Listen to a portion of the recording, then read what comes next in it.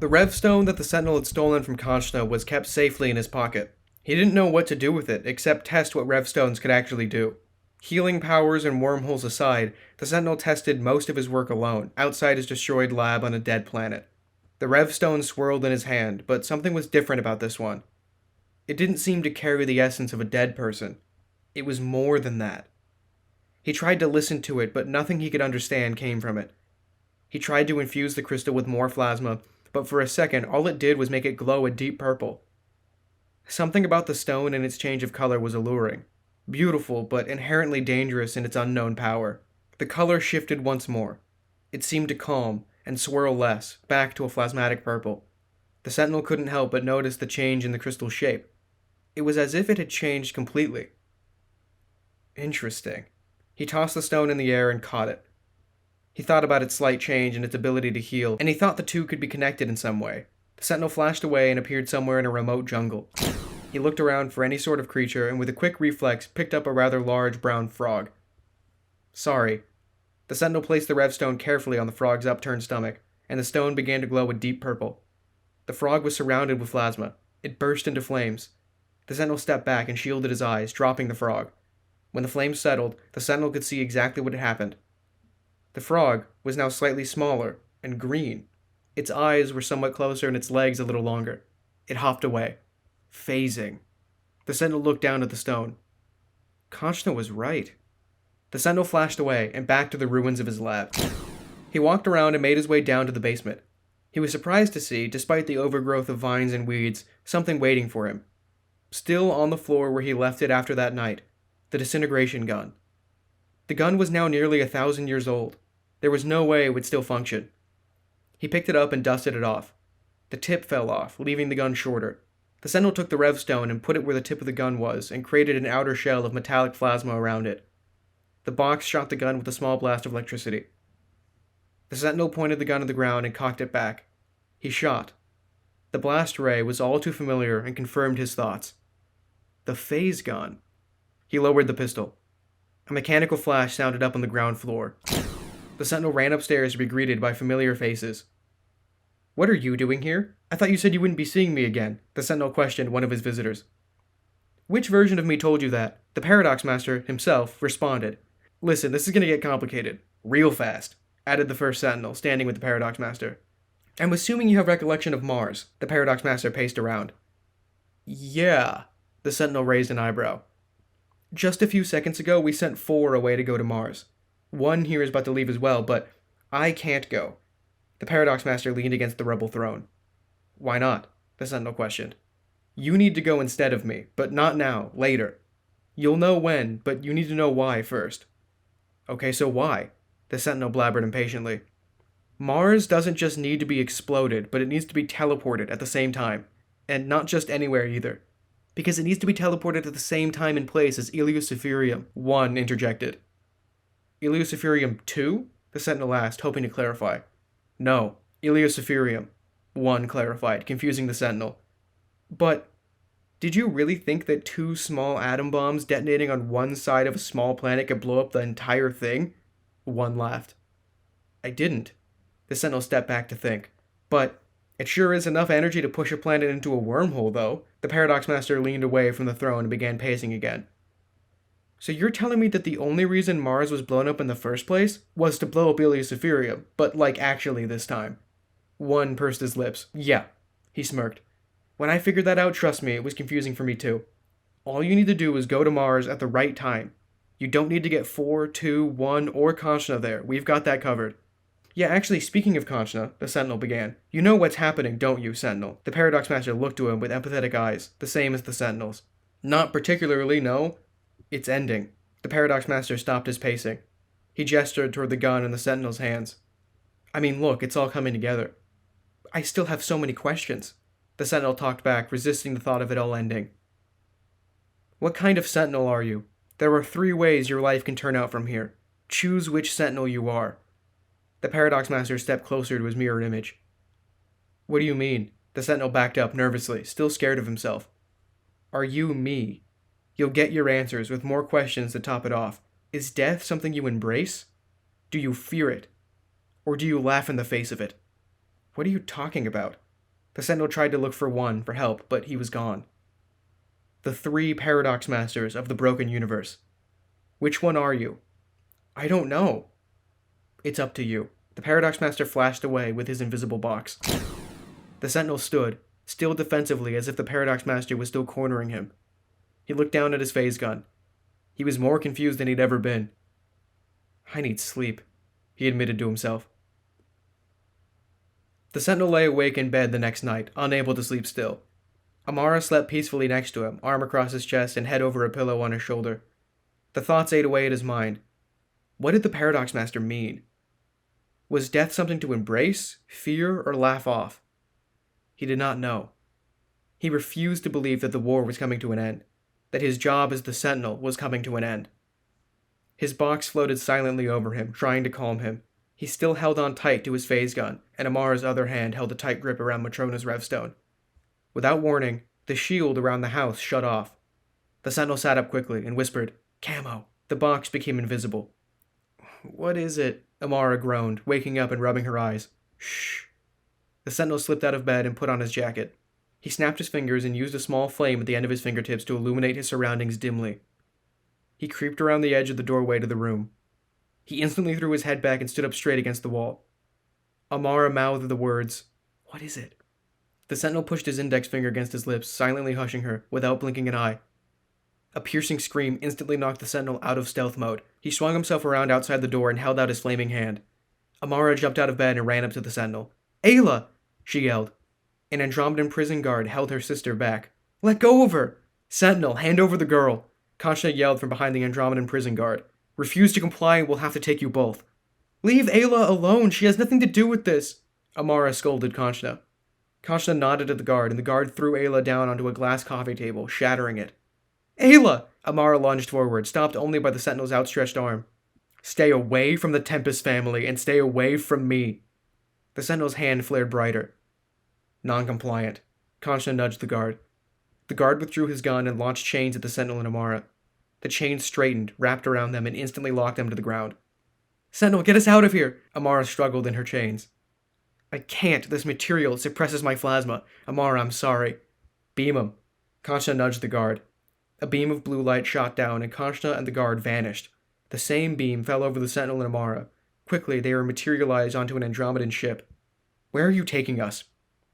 "Galactic jail." Kanchna sat back and stared at the Sentinel and Amara. "Time doesn't pass normally there. You'll be locked up forever." "Without you, the universe will be a better place." Kanchna spit. "You plan to jail Rogar too?" the Sentinel quipped. "We plan to kill him." "Yeah, good luck with that. I've spent way too long trying."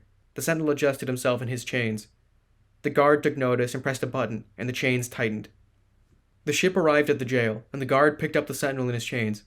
Another guard picked up Amara. The 2 guards led them to the same cell and tossed them in. The chains unwrapped themselves and slid around on the ground like snakes until they came to the guards where they were picked up.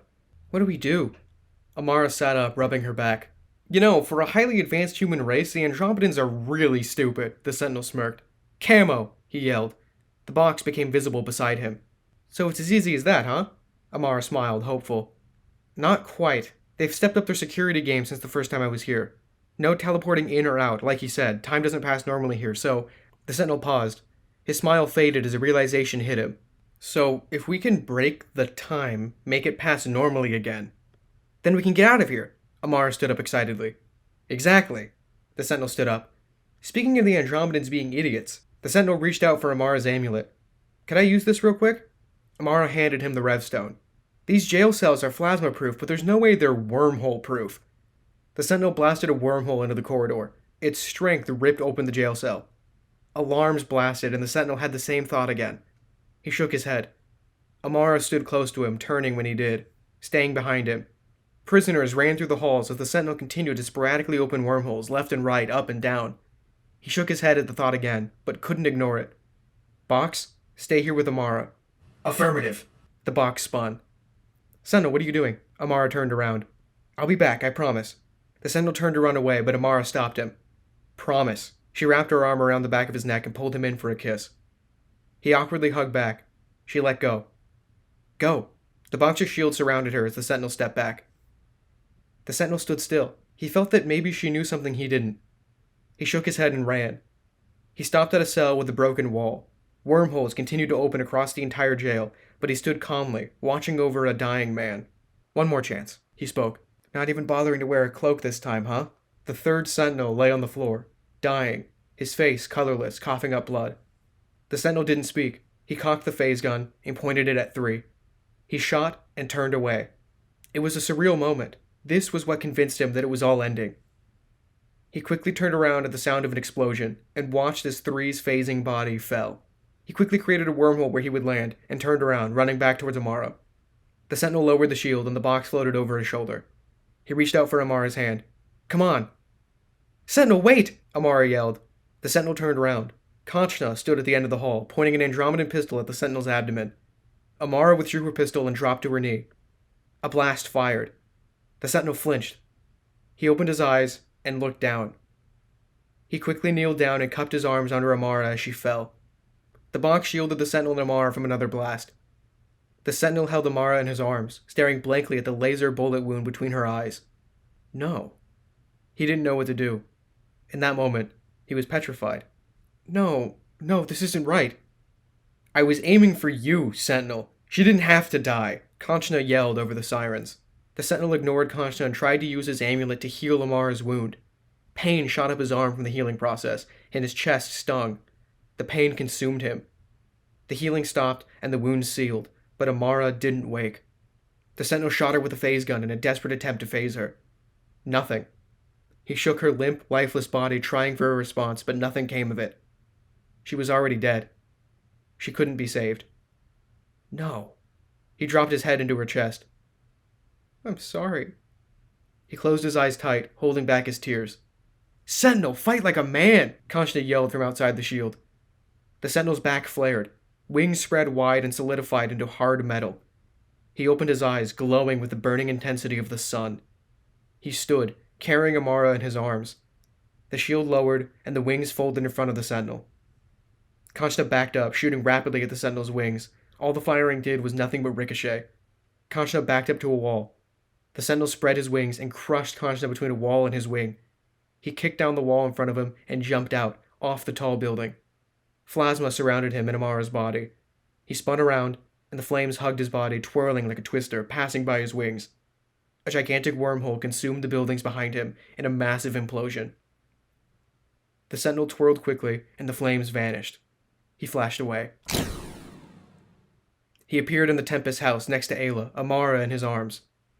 "Amara?" Ayla struggled to stand from the broken glass. The Sentinel cried into Amara, held tight in his arms. "Sentinel, what happened?" Ayla kneeled down next to him and stared at Amara's lifeless body. "Is she?" Ayla couldn't bear to think it. No, she's fine. You can save her, right?" Ayla looked up to the Sentinel, hanging on to any hope she had. The Sentinel didn't respond. Instead, he continued sobbing. He stopped and spread his fingers onto Amara's face. Plasma twirled up his fingers and congregated into a ball underneath his palm. He closed his eyes and cupped the plasma in his hands. Another Revstone. And another Tempest gone. "Is she dead?" Ayla stared at Amara's lifeless face, wiping away a tear. "Sentinel." "I'm sorry." The Sentinel spoke more to Amara than he did to Ayla. He hugged her body with no intentions of letting go.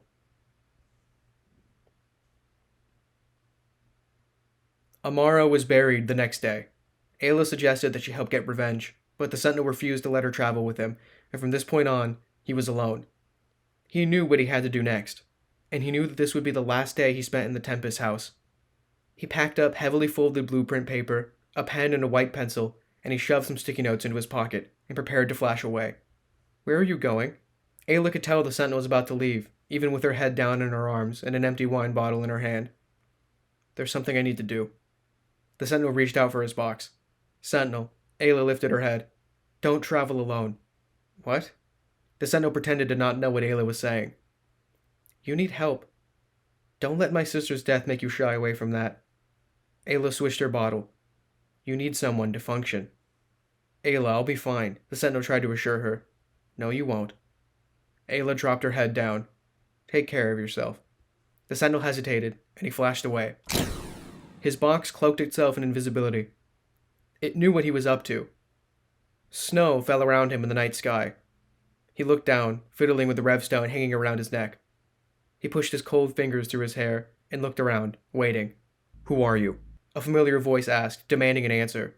"How do you know me and why are you here?" The second Sentinel scolded the Sentinel. "Whoa, chill out." The Sentinel forced a laugh. "Get it?" He paused. "Because it's snowing." Silence fell over Tu and Vax's first incarnation, standing with him. "Come on, really? Nothing?" "I liked it," Vax said quietly. "See, she gets it." The Sentinel responded, trying his best to put on a smile. "Who are you?" Tu demanded. "I am the Paradox Master." The Sentinel felt weird saying those words. He explained to Tu that guards were coming to kill him as a baby. He remembered this day, running around through the hospital, fighting guards and making a commotion, doing what he needed to do. It made him happy, temporarily. It was towards the end, when everything seemed all tidied up, that his emotions got the best of him again. He tried his best to hide it. "Well," he began, again trying to sound happy, "I've got some behind-the-scenes work to do. See ya." He started to walk away, but stopped. "French, right?" he asked Vax, maybe just to see her longer before he continued on. "Au revoir." He flicked his hand outward in a weird mix of a wave and salute, and he walked out of the hospital and flashed away.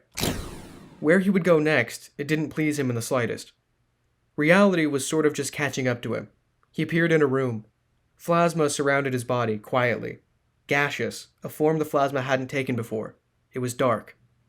The gas settled around the Sentinel until it softened, solidified into a cloth-like material. The cloak of the cloaked man. The Sentinel stepped forward in his cloak. The room he stood in made him uncomfortable, but he knew what he had to do. He took the phase gun from his pocket. He separated the revstone from it, the one he had stolen from Conchna. 5-year-old Matrona lay quietly in her sleep. She held onto her journal the Sentinel gave her like her life depended on it. Her first night with Adam, and the Sentinel was there. He carefully placed the revstone on her forehead, and it began to flare. The stone absorbed itself into Matrona, her hands now glowing. She woke and opened her eyes. The sight of the cloaked man startled her, but she stayed relatively calm. "Remember," the Sentinel whispered. "Remember me." The Sentinel flashed away and leaned up against a wall. He took Matrona's revstone from his pocket and fused it with the phase gun, fixing the gun. He took Amara's stone from his pocket, and he put it in the copper cage just like Matrona's stone before it, remaking his amulet. He put it around his neck. He knew where he was and what would happen next. He took a deep breath. He wasn't taking any breaks. Not now. He mentally prepared himself and reached his arm across the doorway. The fourth Sentinel was caught in his arm, and the Sentinel pulled him aside. He quickly forced his hand over Four's mouth to keep him quiet. The Sentinel lowered his hood. "Why are you here? What are you doing?" he scolded Four in a quick, raspy whisper. "I told Amara about Matrona's death. I took her to see her. I don't see what the big deal is," the Sentinel whispered. "Your timing is terrible. She dies today." The Sentinel winced at the mention of Amara. He couldn't bear to see her again, but he knew he would have to. He shook his head and remembered. "You aren't planning on changing that, are you? You know that's a paradox, right?" "Of course not. I know the basics of time travel. I'm not an idiot." "No, of course you aren't. But what's to stop a mother from trying to save her daughter? Even if she fails, there's no doubt she'll try. You'll change events in history that can't be altered." The Sentinel heard the sounds of engines blasting nearby. He looked back at Four. "I'll explain more later. If I can. He's here." "Amara!" Four whispered loudly enough for Amara to hear him. He gestured for her to come to him. She got off the couch and ran to him. "What is it?" She looked back quickly to get another glance at Matrona. "I don't want to leave yet." The Sentinel froze in his place. His eyes locked on Amara. Every word exchanged between her and Four was a garbled mess. Time didn't seem to pass as he watched her. Her eyes sparkling with ambition, her face young, innocent. "Paradox Master," Amara interrupted the Sentinel's trance-like state. "Hey, how's it going?" The Sentinel nodded, trying to act as normal as possible. He pulled out his phase gun from his side and looked at the Sentinel. He pulled his hood over his head. "Now, if you'll excuse me, I've got a job to do." "No, wait!" Four reached out for the Sentinel's cloak, while Amara held on to Four. The three of them vanished and reappeared in the same place at a different time. Four looked around and then realized. It's night. It's the night. "You mean?" Amara began to realize. The Sentinel walked through the doorway and into the living room. He stood near a large window with a view of the nearby cliff. Amara ran after him. "Amara, no!" Four chased after her. The Sentinel teleported away with the invisible box. The Sentinel appeared next to One's crippled and dying body, wearing his cloak, wielding his phase gun, which he pointed down at One. Your job isn't done. I'll give you another chance. Don't get used to it.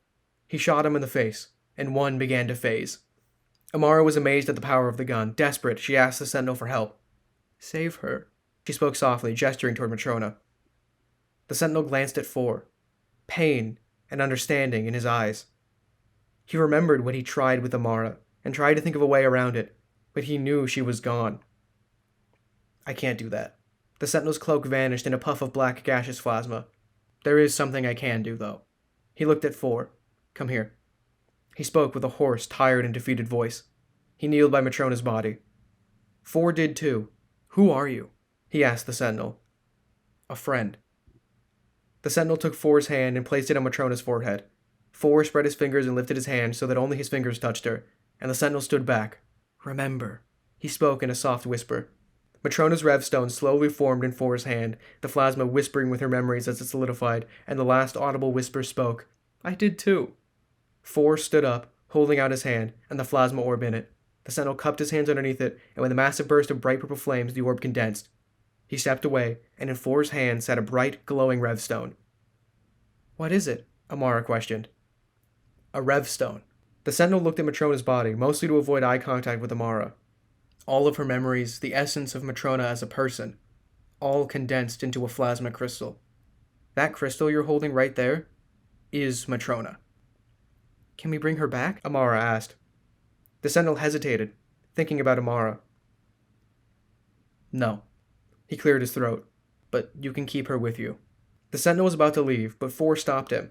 Your amulet. He gestured toward the Sentinel's revstone. You have one too? The Sentinel tried his best to put on a smile.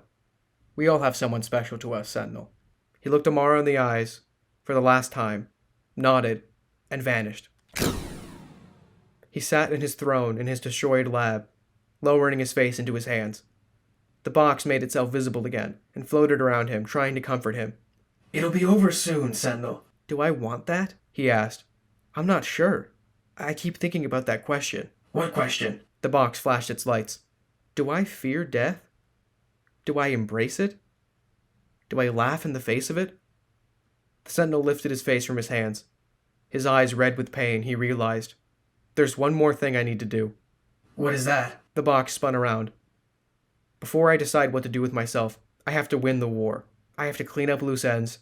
And when I finally close everything up, only then will I realize. So where does it start? The box floated up close to the Sentinel. Where it all began, and where it all ends. He stood up from his throne. With me.